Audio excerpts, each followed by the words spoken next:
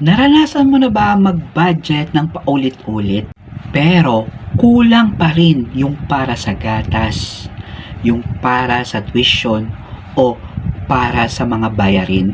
Bilang magulang, napansin ko talaga na halos lahat ng bilihin is tumataas yung presyo. Yung dating sapat na sweldo, minsan kulang na para sa pang-araw-araw na pangangailangan ng pamilya. Kaya na-realize ko talaga na hindi na sapat yung isang source of income lang. Hindi para yumaman agad, kundi para magkaroon ng dagdag na seguridad para sa anak natin. Kaya naghahanap talaga ako ng paraan na pwedeng gawin kahit nasa bahay ka. Kasama pa rin yung pamilya mo.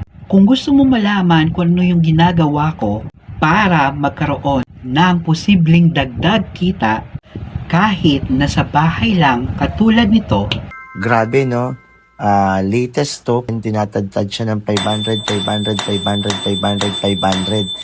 Just comment below how at ibibigay ko sa iyo yung buong details.